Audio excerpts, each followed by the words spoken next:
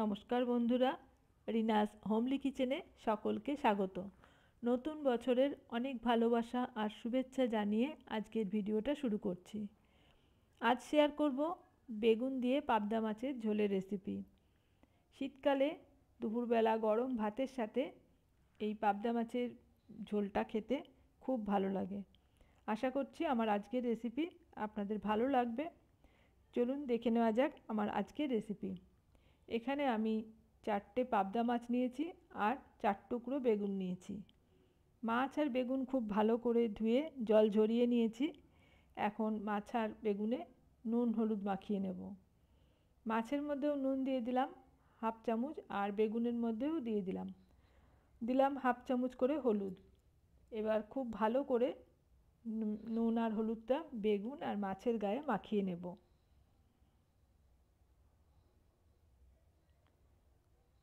খুব সামান্য মশলায় এই পাবদা মাছের ঝোলটা বেগুন দিয়ে করলে খেতে খুব ভালো লাগে। এর মধ্যে একটু বড়িও দেওয়া যায়, তা আমি আজকে বেগুন দিয়েই করছি, বড়ি আর দিইনি। খুব ভালো করে নুন হলুদ মাখানো হয়ে গেছে, এখন 10 মিনিট মতন রেখে দেব।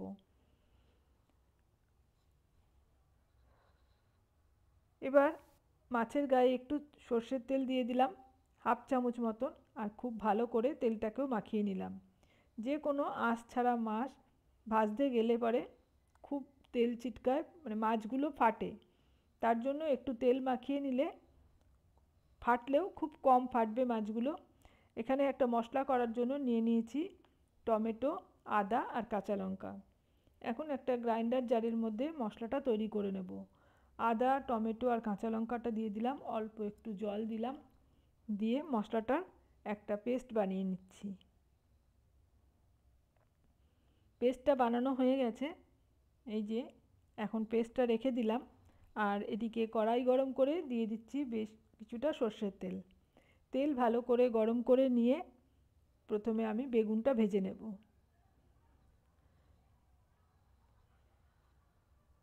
বেগুনগুলোকে একটু লালচে করেই ভেজে নিতে হবে।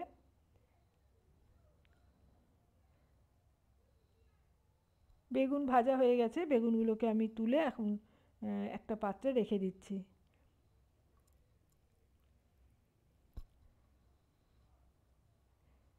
এবার এই তেলের মধ্যেই মাছগুলোকে ভেজে নেব। আমি প্রথমে 2টো করে মাছ ভাজবো। এই তেল দিয়ে মাছগুলোকে মেখে নেওয়ার পরেও কিন্তু ভীষণ তেল ছিটকাচ্ছিল, তাই ঢাকা দিয়ে আমি মাছগুলোকে ভেজে নিচ্ছি। এক পিঠ ভাজা হয়ে গেছে, 1 থেকে 1.5 মিনিট মতন সময় লেগেছে মাছ ভাজতে। অপর পিঠটা উল্টে দিলাম, আর আবারও ঢাকা দিয়ে আমি মাছগুলোকে ভেজে নিচ্ছি।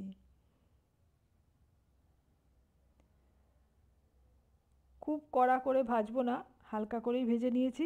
এই মাছগুলোকে তুলে নিলাম, আর আরও যে 2টো মাছ আছে সেই দুটোকেও আমি একইভাবে ঢাকা দিয়ে ভেজে নেব।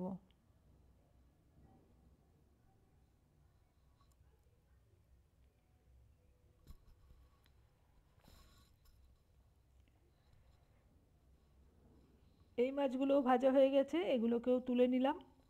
আর এই তেলের মধ্যেই আমি আর তেল দেব না, এই তেলেই রান্নাটা করব। ফোড়নে দিয়ে দিলাম কালো জিরে, তারপরে দিয়ে দিলাম আগে থাকতে পেস্ট করে রেখেছিলাম টমেটো, আদা, কাঁচা লঙ্কার, সেই পেস্ট দিয়ে দিলাম। সামান্য একটু কাশ্মীরি লাল লঙ্কার গুঁড়ো দিলাম, আর দিলাম হাফ চামচ হলুদ, আর পরিমাণ মতো নুন। খুব ভালো করে এই মশলাটাকে কষিয়ে নিতে হবে। মিনিট 2 সময় গ্যাসের ফ্লেমটাকে মিডিয়ামে রেখে আমি মশলাটাকে কষিয়ে নিচ্ছি। অল্প একটু জল দিয়ে দিলাম গ্রাইন্ডারের বাটিটা ধুয়ে। এবার আবারও ভালো করে কষাবো। মশলা যত ভালোভাবে কষানো হবে ততই রান্না ভালো হয়। আর বেশ ভালো করে কষিয়ে নেওয়ার পরে এর মধ্যে দিয়ে দেবো 1.5 কাপ মতন গরম জল।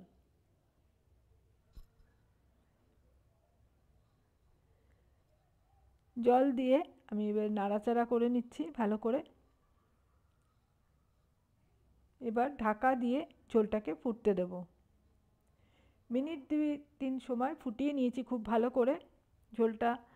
এবার এর মধ্যে দিয়ে দিচ্ছি ভেজে রাখা মাছগুলো, আর দেব বেগুনগুলো। একটু ভালো করে মাছগুলো আর বেগুনটাকে ঝোলের মধ্যে ডুবিয়ে দেব। নাড়াচাড়া করে দিলাম। এবার দিয়ে দেবো তিন চারটে কাঁচা লঙ্কা। আবার ঢাকা দিয়ে আরও মিনিট খানেক সময় ফুটিয়ে নিয়েছি। ঢাকাটা খুলে মাছগুলোকে একটু উল্টে পাল্টে দিলাম।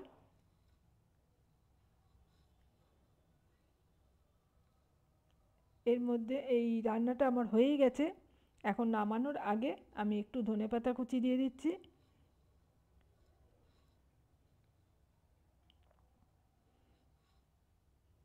ধনেপাতাটাকেও ভালো করে মিশিয়ে দিলাম। এবার গ্যাস অফ করে ঢাকা দিয়ে মিনিট 5-6 রেখে দেব। তৈরি হয়ে গেল আমার আজকের রেসিপি বেগুন দিয়ে পাবদা মাছের ঝোল। আমি একটা পাত্রে সার্ভ করে নিচ্ছি।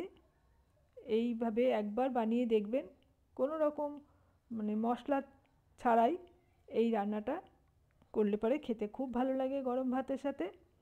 আশা করছি আমার আজকের রেসিপি আপনাদের ভালো লেগেছে। আর এই পাবদা মাছের ঝোলের রেসিপি ভালো লাগলে একটা লাইক দিয়ে দেবেন আর বেশি করে শেয়ার করে দেবেন।